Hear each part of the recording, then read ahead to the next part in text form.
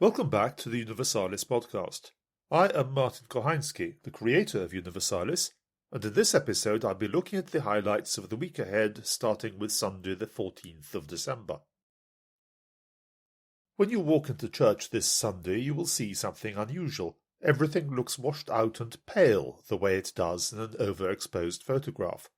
Instead of the purple of Advent, rich and velvety, ready for the arrival of a king, there is a pale, weak shadow of the colour, as if lots of white had been mixed into it. The liturgists, who call purple violet, call this colour rose. You and I would call it salmon pink. An overexposed photograph is actually quite close to what is really going on here. The brilliant white light of Christmas has blasted through the solemn preparations we have been making to receive it. We still have purple, but the vestments are a pale purple. The altar decorations are a pale purple. Even this week's Advent candle, the third one to be lit, only one left to go, is a colour which we ignorant civilians would call pink. This light is the light of God shining through, overwhelming our mere earthly colours, but you can also think of it as our own childish excitement. As I am sure you know, children have been singing variants of "Are we nearly there yet?" at least since the beginning of December. After 2 solid weeks of that, any parent would be excused for saying, "All right, take one of the chocolates hanging on the tree, but only one."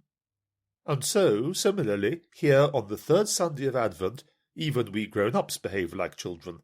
We say to ourselves, "I really can't wait. Let's have a little bit of the whiteness of Christmas just for one day." And so we do. The liturgy of the third Sunday of Advent is rather a good one as far as the readings at Mass are concerned, because it manages to summarize the whole of what Advent is in just 3 readings.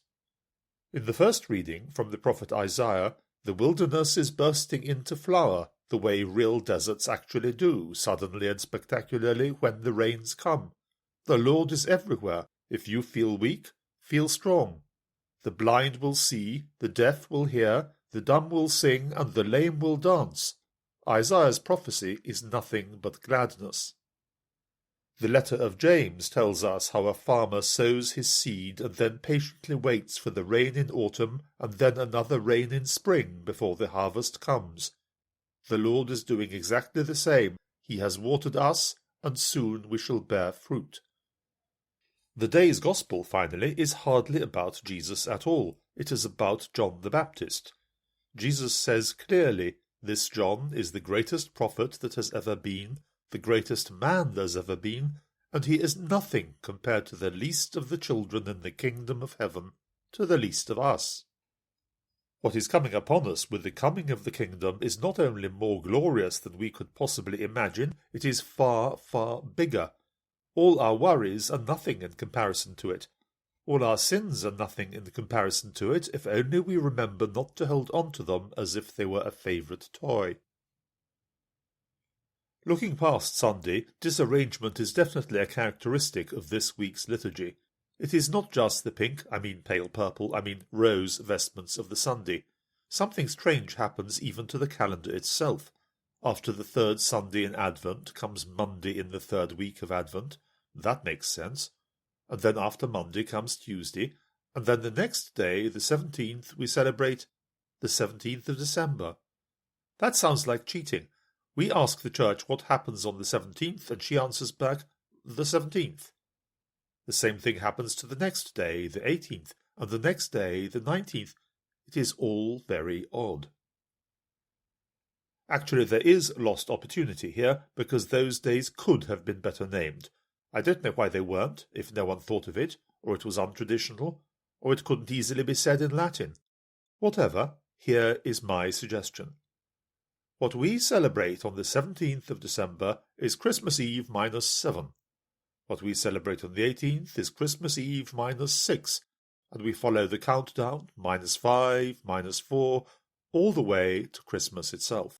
This countdown to Christmas is far more important just now than the minor detail of what day of the week it happens to be. Definitely they were thinking in terms of that countdown a long time ago. In the 6th century, antiphons were written to be sung at the Magnificat at Vespers on each day of the countdown. They are all Old Testament antiphons in that they quote from the Old Testament and use imagery from it. The Old Testament is full of signposts pointing towards the coming of the Lord, and by standing next to each of those signposts in turn as the countdown goes on, we both give them honour, which they deserve, and see which way they are pointing. Instead of celebrating Christmas because we always celebrate Christmas, we can celebrate it as the culmination of everything the Old Testament was leading us to. Each of these antiphons begins with the word O, so they are quite often known as the O antiphons. If you remember the hymn, O come, Emmanuel, many of them will sound familiar to you.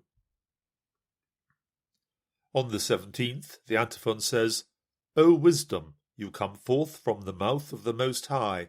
You fill the universe and hold all things together in a strong yet gentle manner. O come to teach us the way of truth. Jesus is the word and wisdom of God. As Isaiah says, on him the Spirit of the Lord rests, a spirit of wisdom and insight, a spirit of counsel and power. Isaiah is going to get mentioned a lot in all this, because he is the prophet of Christmas and the coming of God into the world. On the 18th, the antiphon says, O Adonai and leader of Israel, you appeared to Moses in a burning bush, and you gave him the law on Sinai. O come and save us with your mighty power. Approaching the feast of God as man, we remember that this baby we are going to greet is the God and leader of Israel. The sacred name of God, which is spelt in the Hebrew scriptures as Yod-He-Waw-He, is too sacred ever to be pronounced. So when a Jew sees that word in writing, he pronounces it Adonai, which means something like sovereignty or Lord. If a Jewish school friend of mine is to be believed, Adonai itself becomes in turn too holy to be said. Either that, or he was misunderstanding what his rabbi had been telling him.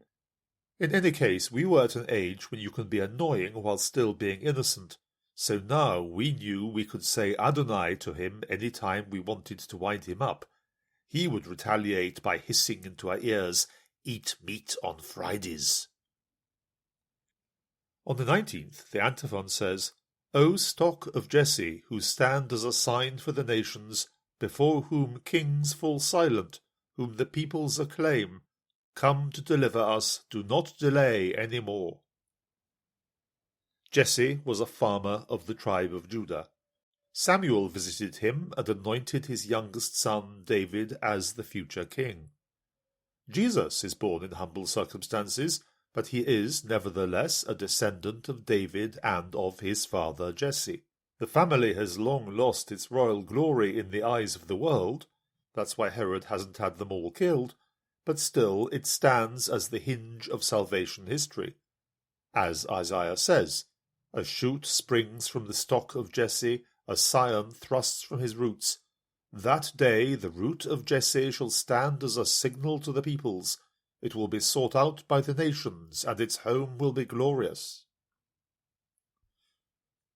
On the 20th, the antiphon says, O key of David and sceptre of Israel, you who open and nobody then can close, who close and nobody then can open, come and lead the captive from prison, free those who sit in darkness and in the shadow of death. This antiphon looks forward to Jesus' royal power, of which David's was only a shadow and prefiguration. Here is the prophecy spoken by Isaiah. He shall be a father to the inhabitants of Jerusalem and to the house of Judah. I place the key of the house of David on his shoulder. Should he open, no one shall close. Should he close, no one shall open.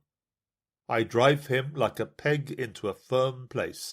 He will become a throne of glory for his father's house. This prophecy was made not about a king, but a mere master of the palace, Eliakim, whose family eventually sank into obscurity.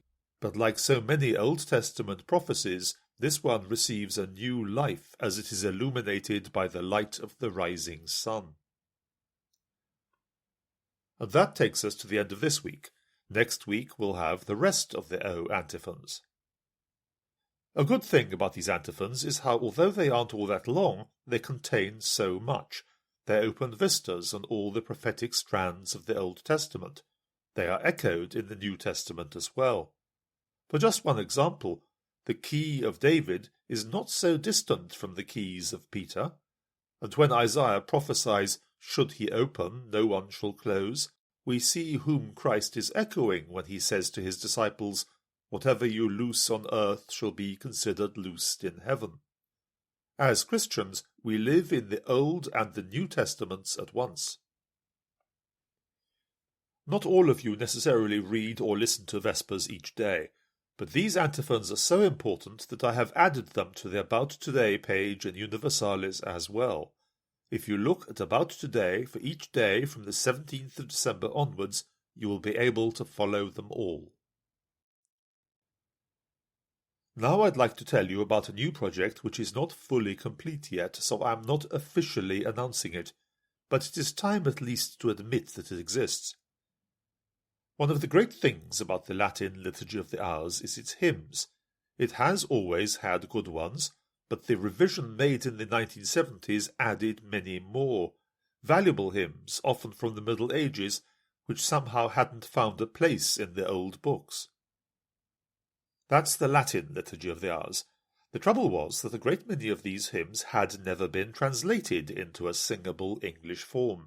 As a result, in both the English and the American printed books, we have a lot of hymns which have nothing to do with those Latin hymns at all.